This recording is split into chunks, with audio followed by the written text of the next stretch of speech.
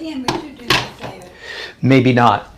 Tell me quick, because I'm broadcasting. Go up to the room up here where the books are, and see if you can find a Christian fiction book.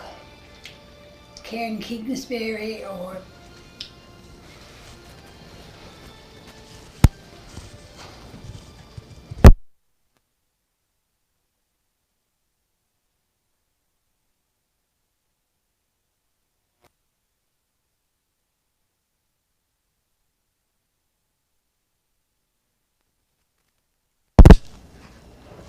All right, are we still here? As you may have just heard, my dear sweet mother-in-law is, I'm serious, I'm not being facetious. She's living with us. And I'm trying to decide if she asked me to do something for her. Bear with me just a moment. All right, are we still here? Whoops, got some, as you may have just heard, some monitor going on here that I don't need. Bear with me.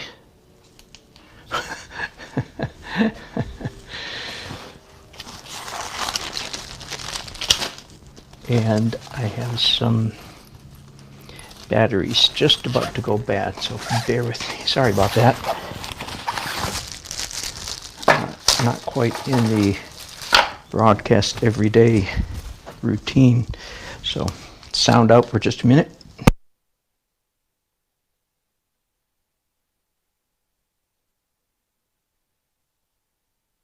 We have sound back? We do. All right. Hello, friends. Wow. I miss you guys. I miss broadcasting.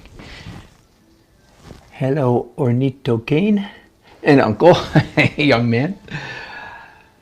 All right. So I'm working on 2 wedding portraits right now. I'm going to show one. I'm in the late finishing stages.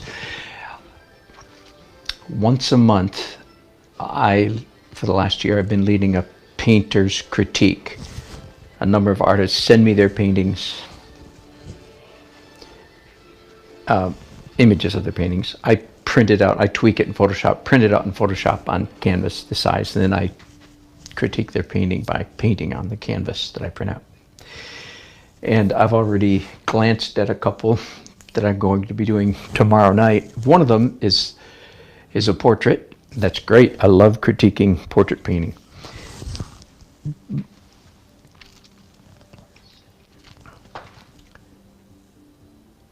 What I have to say about portrait painting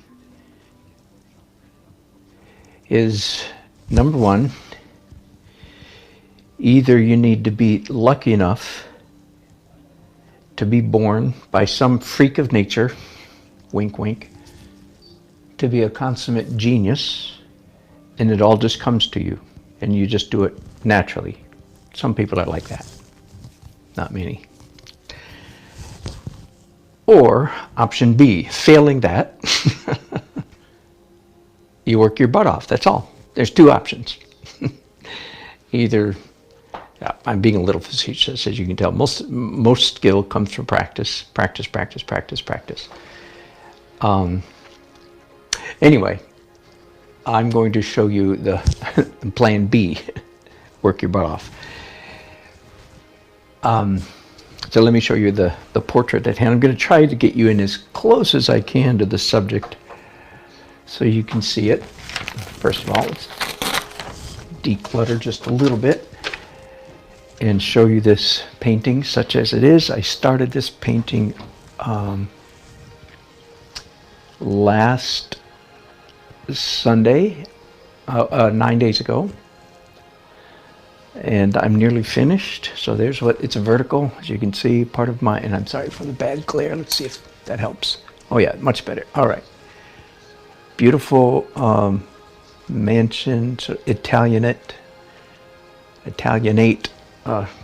architecture. And beautiful bride and groom. I mean, all my bride and grooms are beautiful, of course, but some of them are beautifuler than others, and this is Joelle and Taylor, and they both literally had movie star good looks. They really did. All right, and as you can see, this painting is signed. I thought I was done, although I've experienced this so often that I'm not really surprised. I worked on their faces a lot yesterday. When I come back and look at it with fresh eyes today, after sleeping on it,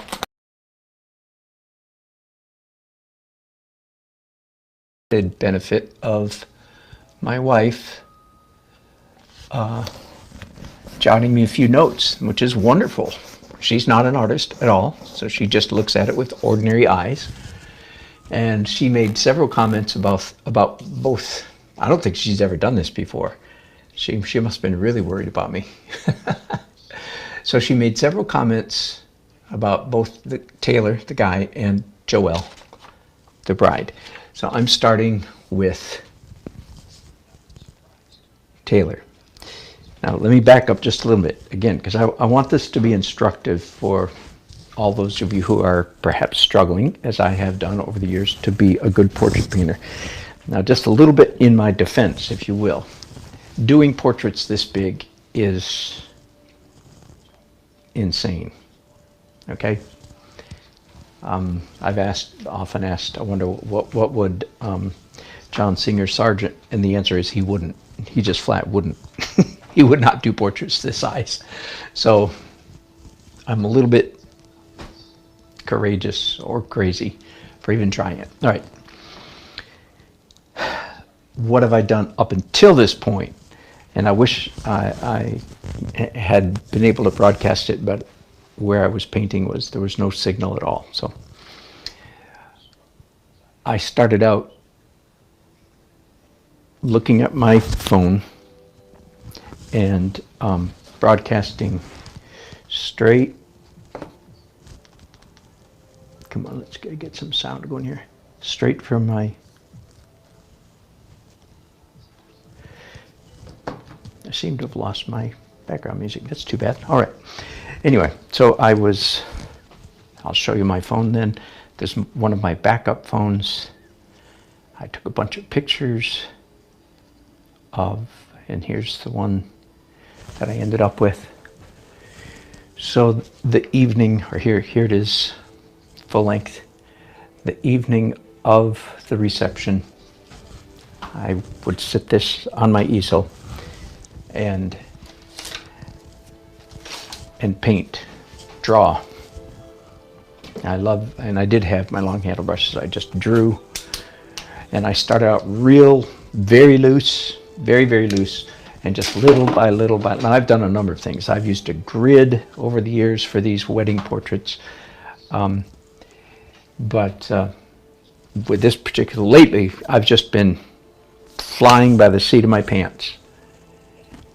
And before I left the reception that night, I had probably painted Taylor and Joelle, I would think 7 times, probably.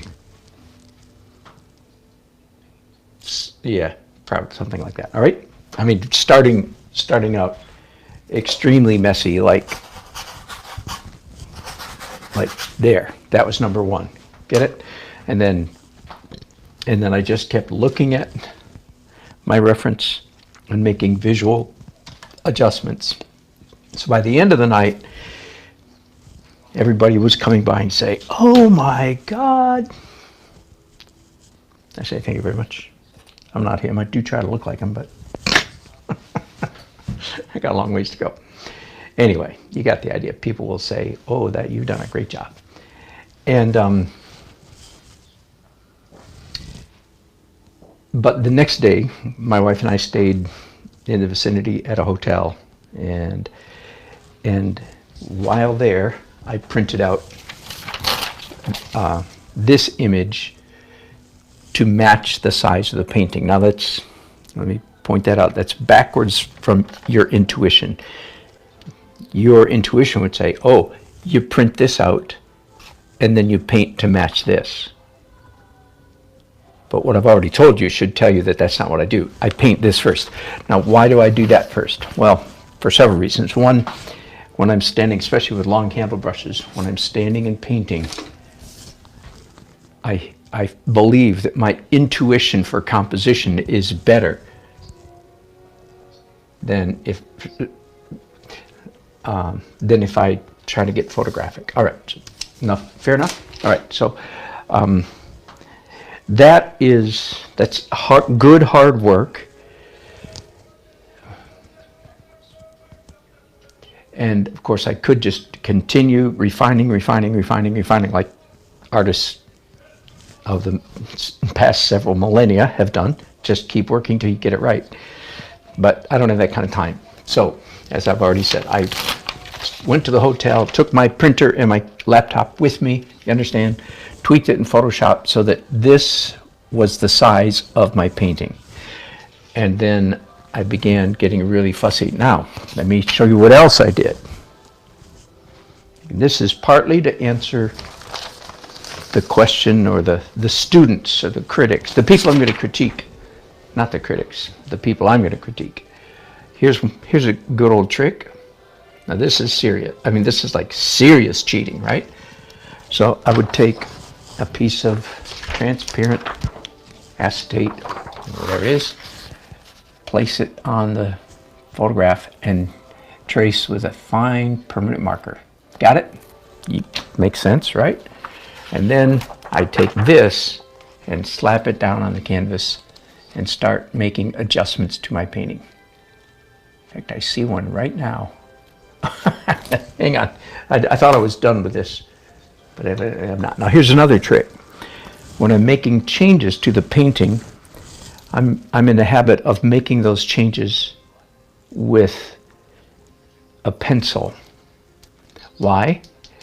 Because if I make the changes in paint, then when I pull this away, it's hard for me to tell which mark is right and which mark is wrong. But if I make the change in pencil, then it tells me that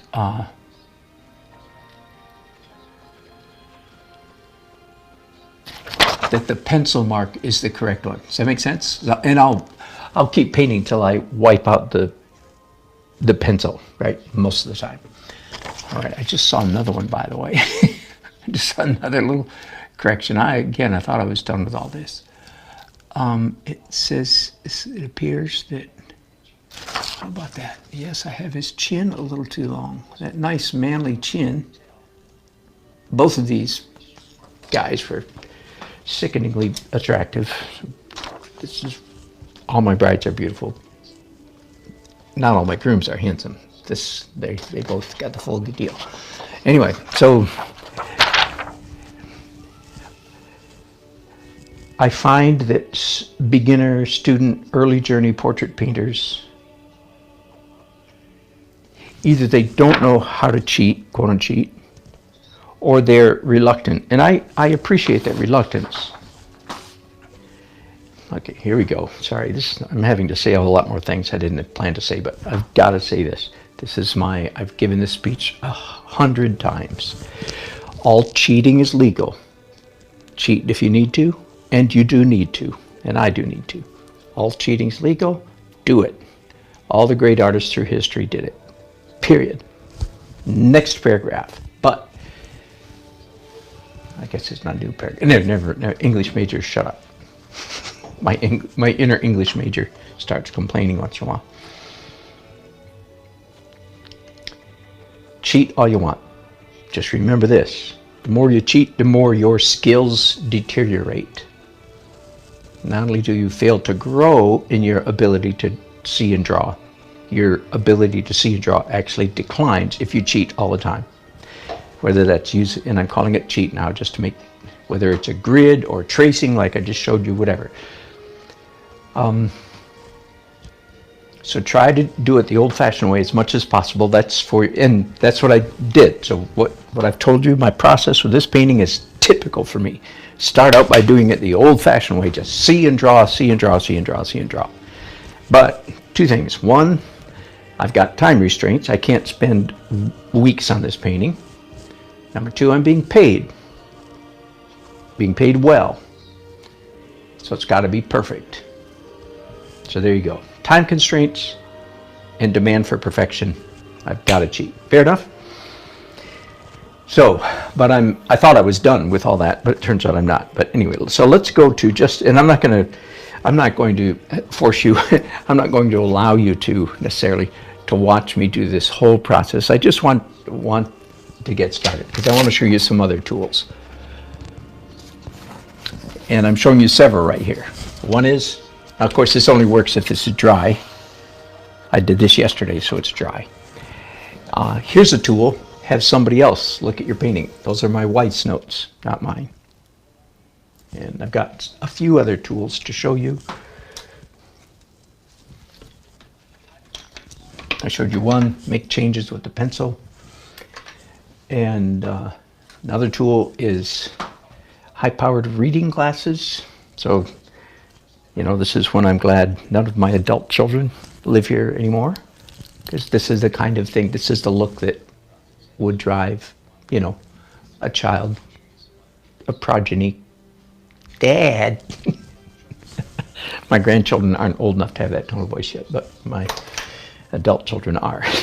So I know how stupid I look. Ask me how much I care. I mean, if I didn't have my camera on, I'd be here all by myself. All right. But you'd be amazed how much magnifying it helps. Especially, now of course, you understand I'm doing portraits this big, so that's ridiculous. All right, let's get back to then. One of the next tools that I use is a compass or a divider. This is a high quality, old-fashioned draftsman tool. It looks like a compass, well it is, but it doesn't have a screw adjuster. That's what I would call a real compass. This is a divider, okay? And I'm going to start by looking at my wife's notes. I already started this a little bit and then decided to broadcast. She says, smile needs to be wider with a little more teeth showing. I'm sorry, the teacher in me keeps interrupting me. All right, let's talk about that for a minute. Please, and again, this is for you aspiring or wannabe portrait painters. Everybody except you freaking geniuses, I don't care about you.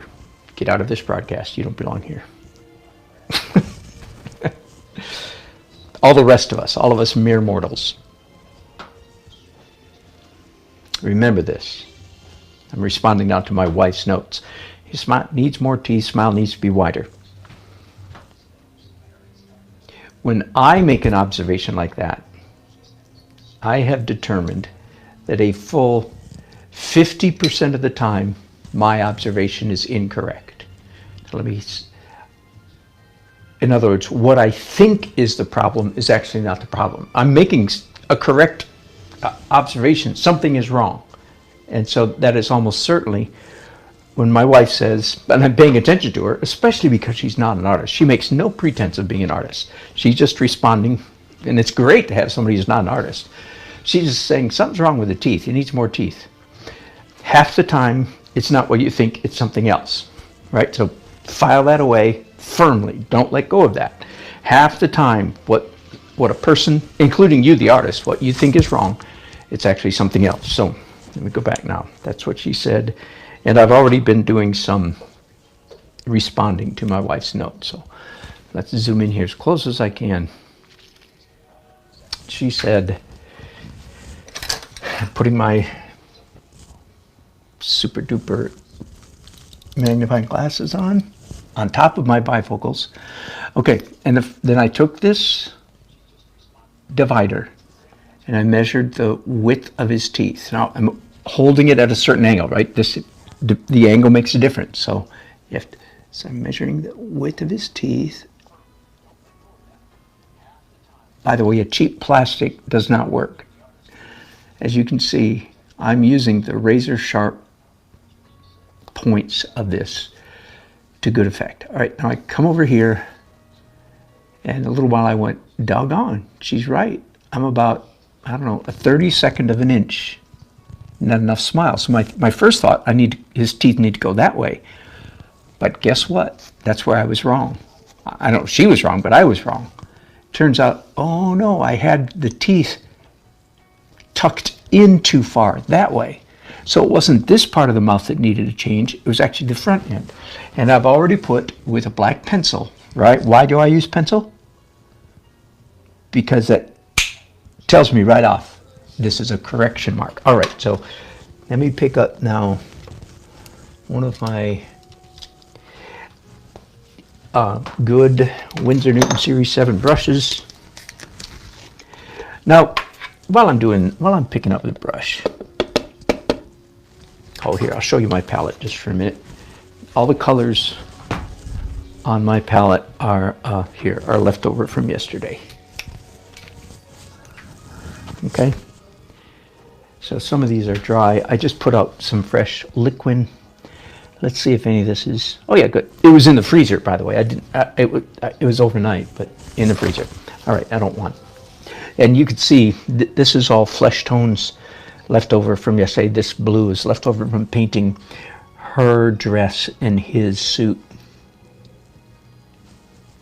I'm trying to pick up a almost white here, and I'm using just enough liquid to help the paint.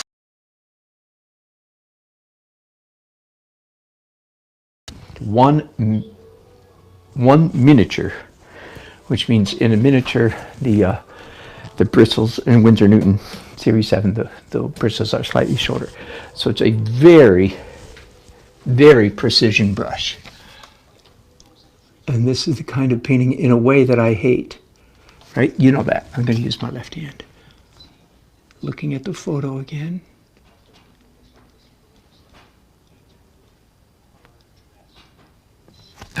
And that's too much. Let me show you another tool. This is a brush handle that I've stuck in a pencil sharpener and sharpened at both ends. And when I'm doing this kind of painting, it turns out I use it a lot.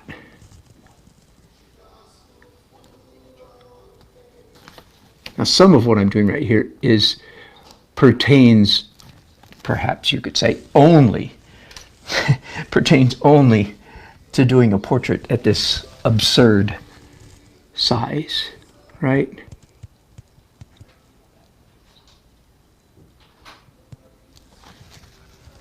Like using this. Here, let me show you once again. So this end is getting a little bit ratty or jagged, so I just stick it in a pencil sharpener. By the way, these are wonderful, but they don't last very long, so you always buy extra, because when it starts not working well, just throw it out and you've got an excellent one right there. All right.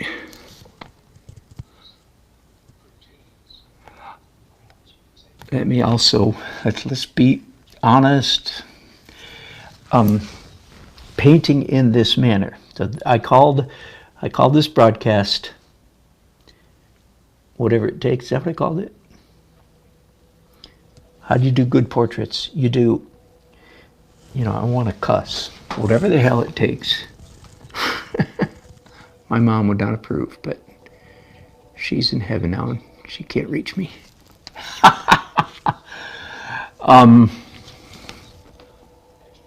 I just say that it's just again, for you early journey painters or early journey portrait painters, how do you do good portraits, especially ridiculous small ones or whatever?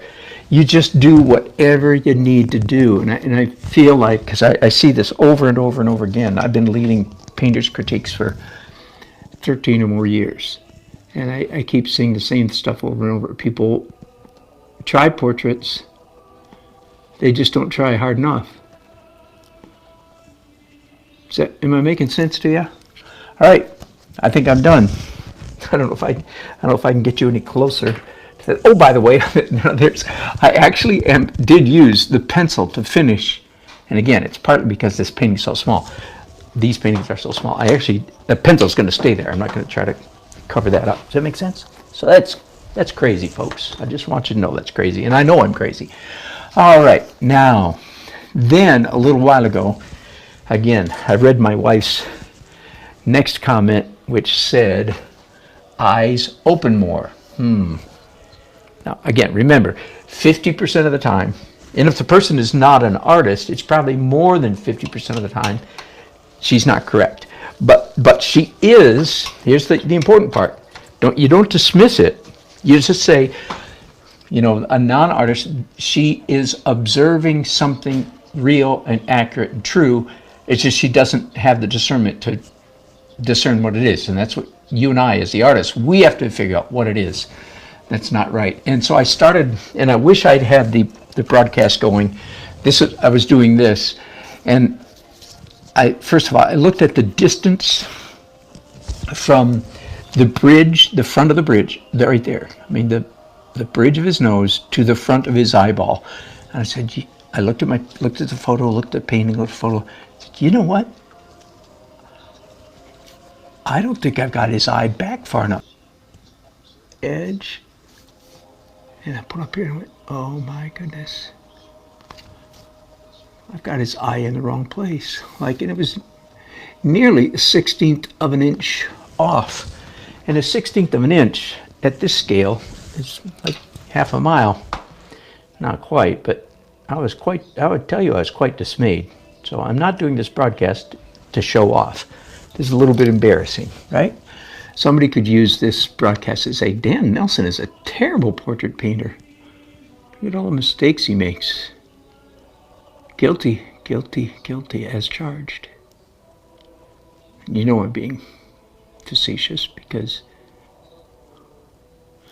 that's what we get paid for. What we get measured by is the finished product.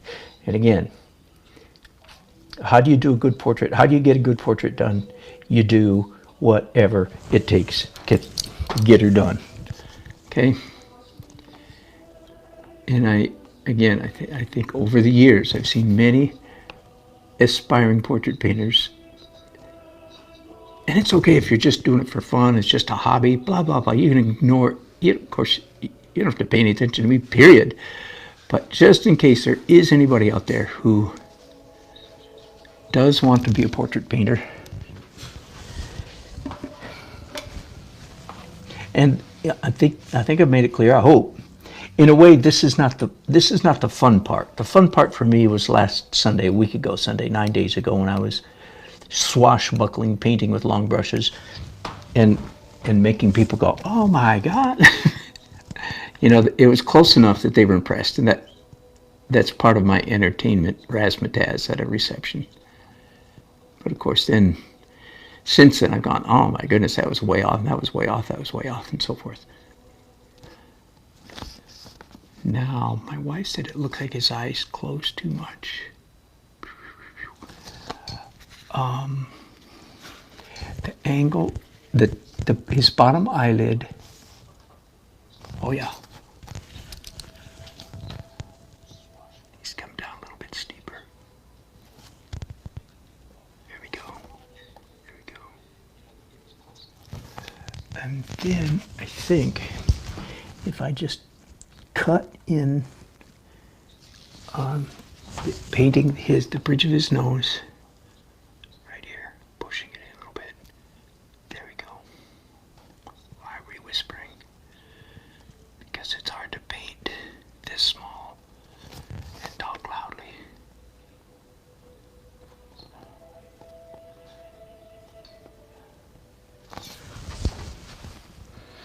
I'm happy that I don't have to mix a bunch of flesh tones because I've got enough left over from yesterday.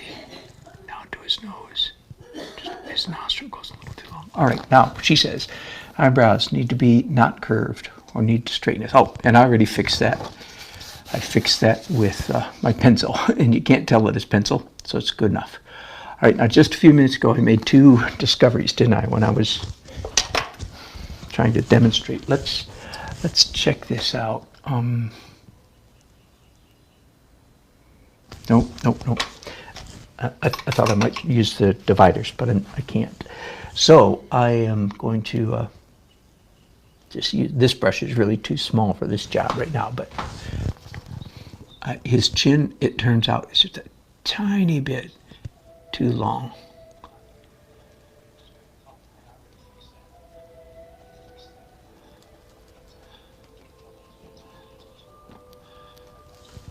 Can you see me? Yeah.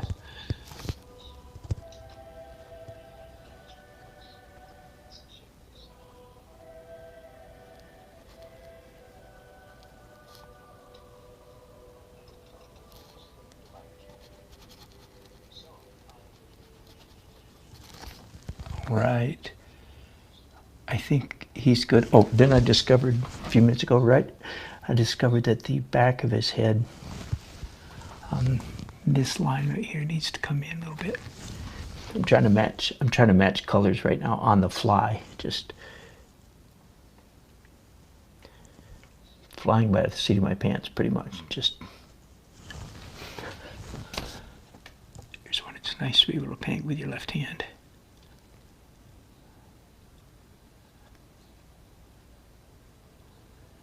You could actually do this with your left hand, your wrong hand too. It just feels awkward, but it turns out your hand really probably will obey you more than you think it will. All right. Whew. I think that's all I'm going to do. I'm not going to walk you through the exact same process. I'm just going to say exact same process on her face. I've got my wife's list right here. Nose bridge needs to be straighter. Yep, I'll check all that stuff. Knowing, of course, that I or she may be wrong, it might be something else, but I'll certainly look at it. And so forth. And hopefully, when that's done, hopefully I say unto thee with great hope, the portrait will be finished. I'm erasing my pencil line now, right now, that I put on the back of his head. Here we go, just covering it up with paint. There we go. All right, so that's enough. Let me see if there's any chats here I need to talk about.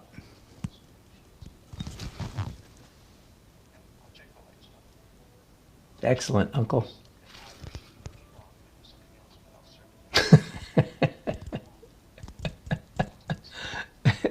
Everyone hit the like button. Thank you, Uncle. Yes, and Uncle, the eyes, I think, are the hardest. The mouth is the second hardest. Everything else falls under that. Anyway, if there's a takeaway here, it's like, like some of you early dirty portrait painters go, well, golly, I didn't know we had to work that hard. There you go. Now, again, to give myself a little bit of props, doing portrait that big is ridiculous, but still, you do whatever needs to be done to get the job done. Uncle, $20. Popcorn money. I'll take it, man. Thank you, my friend. Look forward to seeing you in August. My calendar knows, don't worry. I just don't. So there's, just one more thing I'll talk about real quickly. A particular challenge with this painting, just general composition-wise. I'm getting off topic now. There's one of the photographs, one of the best photographs that I had of this building, and I turned that into this, as you can see, which is quite a departure. The front of these stairs was a brick red, not a little bit more red than a brick red, and I changed it because putting faces against red, in my opinion, just doesn't work. So I used the sun as an excuse and just exaggerated it. I had a real challenge on my hands, a couple. One is, initially I had all of this up here much brighter than it is. As you can see, I've darkened it down, including the sky.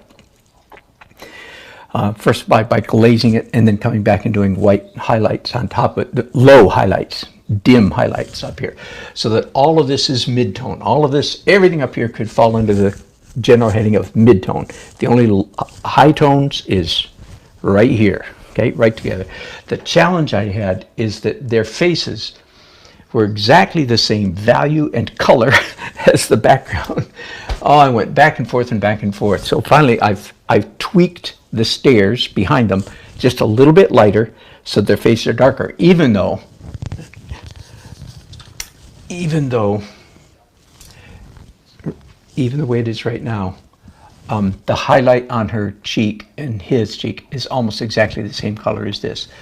But I still feel like they stand out well enough. That was a real danger. Usually you want the faces to be light and the background dark, or vice versa.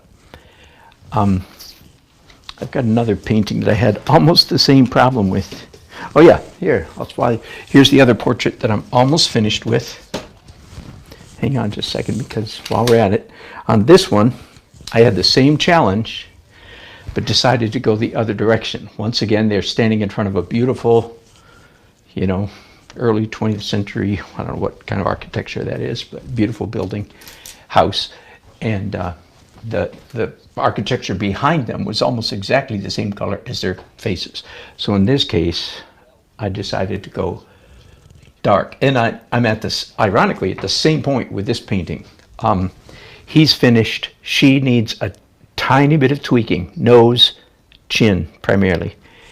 And then she'll be done. She also is a beautiful bride and a beautiful setting. I'm quite happy with both of these paintings. We'll be happy when they're up on my website and advertising my services. But I thought you might find that interesting, that both of those paintings presented challenge where the faces were the same color as the architecture that was behind them. And I solved them in two different ways. This one, I made the background lighter than the faces, and on the other one that I just showed you, I made the background darker, just by a little bit. All right, thanks for watching. Whew. I'm going to finish her all by myself without your company. I don't know when I'll be back, but I hope it's